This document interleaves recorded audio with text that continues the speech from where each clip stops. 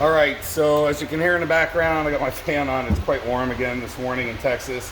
Just getting ready to reassemble the 3 sets of brake calipers I have ready to go. I have my seal kit here with the star washers and the assembly lubes in here as well, and you'll see how I use that. I have the speed bleeders that I'll be using on them, and of course the housings. And what I like to do after powder coating, because I find it's a little easier to just thread chase them, because a lot of powder coat does not get into the threaded holes here for the caliper pistons, but I don't like having to take the extra time to plug them, and I always like chasing these just because as years go on, they just get cruded up inside, whether it be because of the powder coating or because of the just the dirt and grime and whatnot.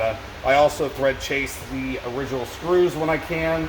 So I have the original screw here, and what I do is I'll thread chase them, and then I will go ahead and paint these. I don't powder coat the screws. It would be too much time taping off the threads. So I just paint these with a two-in-one paint. So it's got a primer and a paint all in one.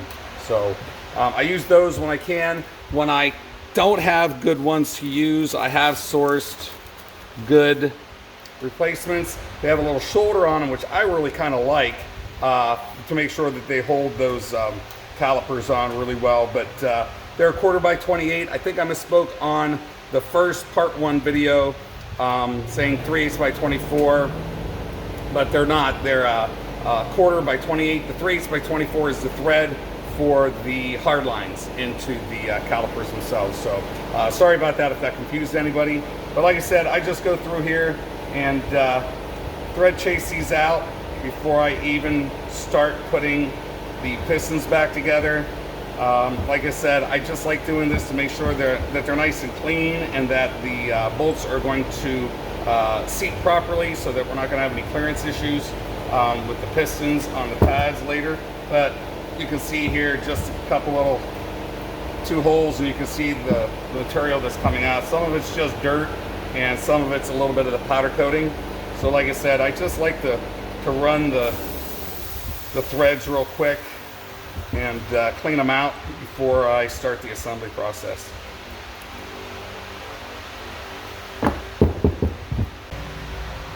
Okay, so here is one of the pistons all cleaned up, and like I said, I'm using a bluing solution.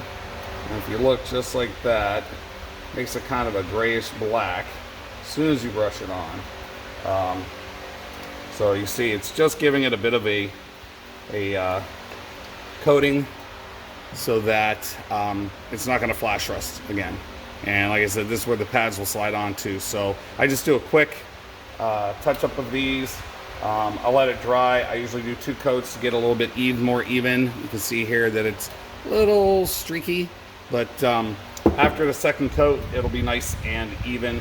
And like I said, it just keeps that part that's exposed to air from flash rusting. All right, so you can hear in the background the fan going because, again, very warm day in Texas.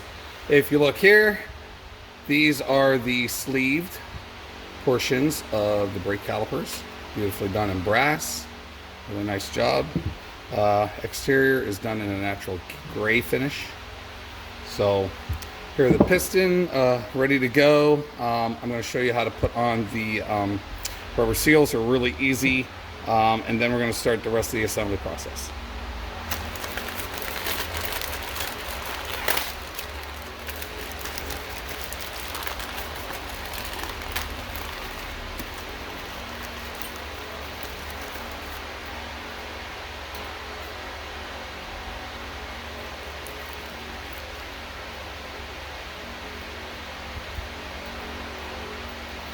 Alright, so the kit comes with, hey look, I'm a magician, just kidding. They come with the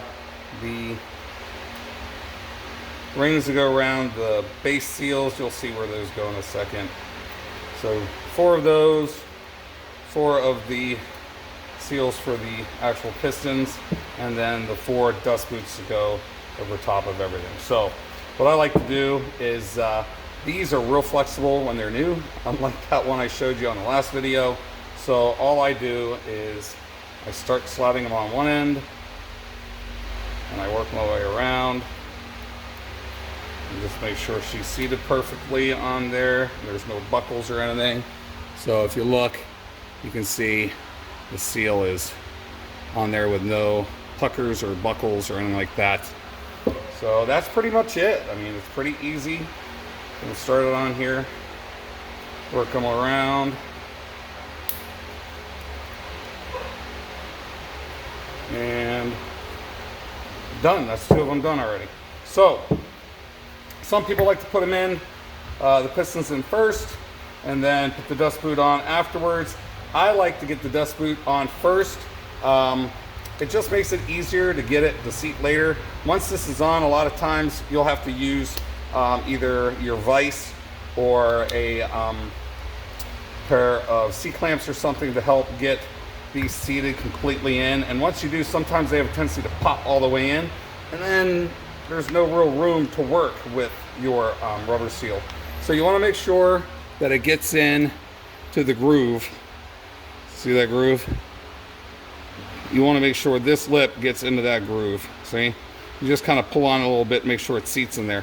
Then I have it flipped inside out like this, and it's nice and easy to go ahead and put this on, push it down in there once I get assembly lube, and not have to worry about the gasket not going on easily once the piston is seated inside the housing. So again, just want to make sure that it's seated in there.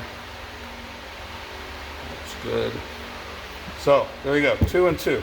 Pretty easy. Every one of the kits comes with this assembly lube. I use it. I also have some engine assembly lube that I've used in the past, just a little thicker, kind of like an oil. No reason to reinvent the wheel though. I mean, it's provided, so I'll just cut off a little corner of it like that. And then what I do is I will lube up the pin a little bit. And then I lube up the rubber seal. This seal here, the inner seal. I'll lube that up. Make sure we've got enough lube on there that hopefully she'll just slide right in. Sometimes they want to go in crooked, so you're going to have to pull it out and kind of start over. You definitely don't want to go in crooked. If it goes in crooked, what'll end up happening is you'll end up ruining your inner seal here. This inner seal, if it gets cockeyed, you can actually cut it or nip it or actually get it bound up in there. So got a little bit of lubricant on that, lubricant on this. Might want to just start wiggling, making sure we get a nice even start. How are we looking? Oh, that's looking good. See, pretty even all the way around. Want to make sure that that seal gets in there without getting pinched. This one has. So it looks like, yep. There it is. It should go in that easily. There should be no binding. The new brass sleeved area should be a perfect fit. You should not have to fight with it.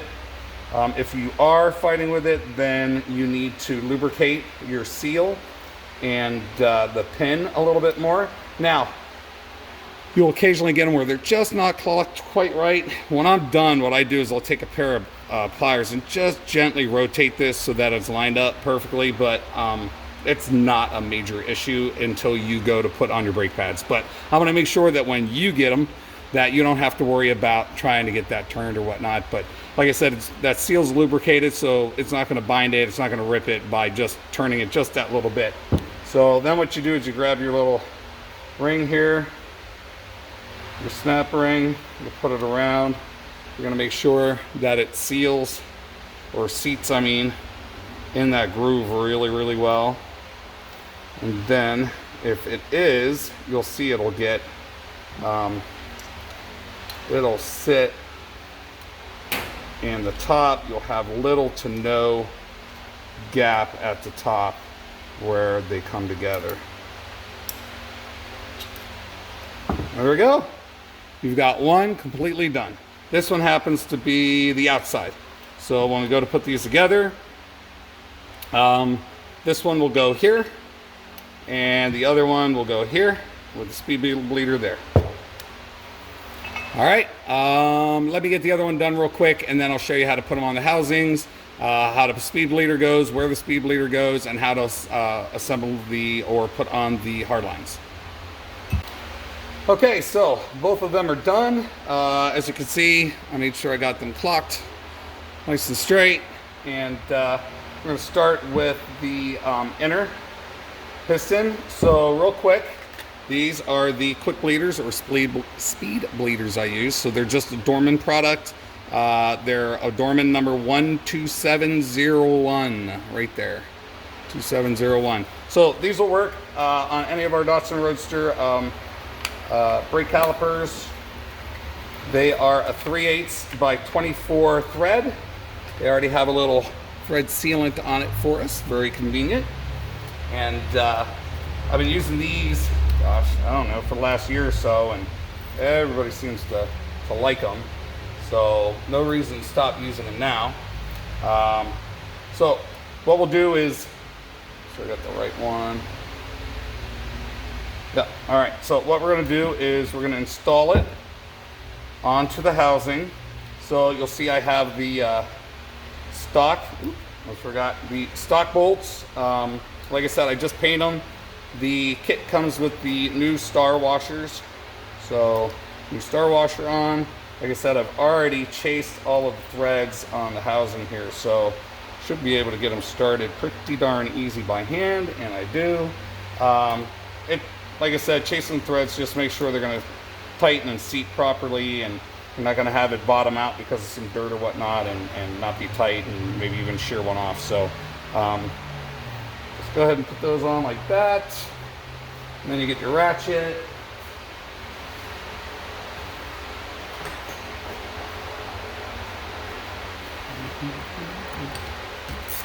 Sometimes I'll get the air ratchet out and get these done quick, but for the video I'll show you by hand. I mean, it's not hard. You see how easy they're going in. Like, again, like I said, preparation's everything. Making sure that you've gotten the threads chased out, and make sure that the threads on the stock bolts are chased as well.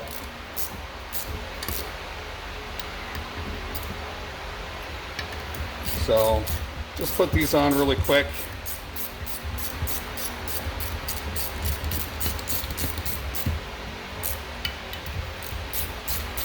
Like I said, they're a lot faster when you have the air gun out, but we can do it this way as well.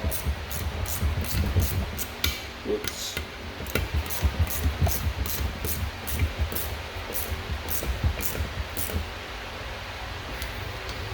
Now, I've never checked on any torque specs for these.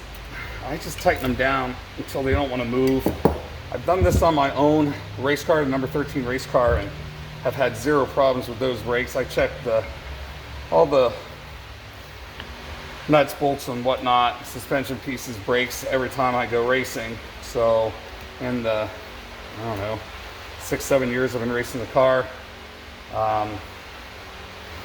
I haven't had any issues with the calipers getting loosened up. We're just tightening them until they're snug and not moving. Like I said, nice new star washers for them.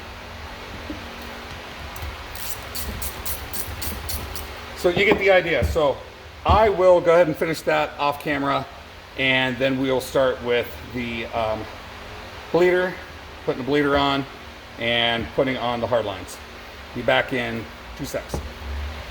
All right, so we've got both of them on. We've got our outer. It has, I don't know if you can see in there, it's got that little protruding nipple in there. And then the inner one is the one that's hard to make sure you have in the right direction. So what I usually do is I usually go ahead and I'll take the outer hose, which crisscrosses from the outside piston to the inside piston, and I install that one first on it before I even decide to put it on to the housing, because you know, I've always thought, oh, well, the numbers then, you know, the numbers will be on the bottom. No, it's not always that way. So if you go ahead and put it on and then give it a little tight, it shouldn't rotate, okay? If you put on the other end where the speed leader goes, which is right here, what'll happen is it won't seat, okay? So they are specific, just like the outer here. The bottom one has to have that little protruding nipple, or again, the hard lines will not seat. So here you are with the speed leader on it. And like I said, this is the driver's side. We'll go on the driver's side like this. This is the inner, this is the outer. The outer bottom has that little, sorry, off camera there for a second, has that little nipple in there. The bottom outer. So then all you do is put the new hard lines on.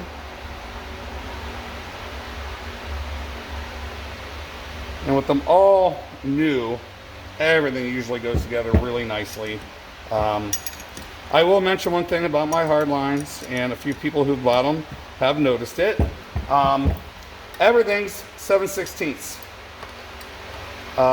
wrenches, except for the end that goes to the block, the little brass block where the flex line goes. This is an issue I did not catch initially. I was more worried to make sure they had the proper fittings and the proper 3/8 by 24 thread on them, and to make sure that they had the proper fittings so that we wouldn't have leaking issues. And I completely and utterly missed that this one is not 7/16. I thought, well, it'll be 3/8. No. Company actually had a hiccup and said, oh, it's a Datsun. It must be metric. So this is the one and only on my hard lines that is a 10mm, which means when you're assembling your front brakes, you'll need a 10mm instead of a 7/16 to put this onto the car. All of these will already be on for you, so there won't be an issue there. But I just wanted to be very upfront. I have it on my website listing as well, making sure that everybody's aware. Oh, the one thing I do like that I had them do, see the little tabs? It tells you driver's inner, driver's outer, and then these ones will say passenger inner, passenger outer. So there's no guesswork. So if you're replacing your hard lines only and purchase hard lines from me and are putting them on your car, you don't have to try to take one off and then jigsaw puzzle match it. Hey, is this the right one that goes to it? Nope. It tells you right away what they are so that you can put them right on the car with no issues.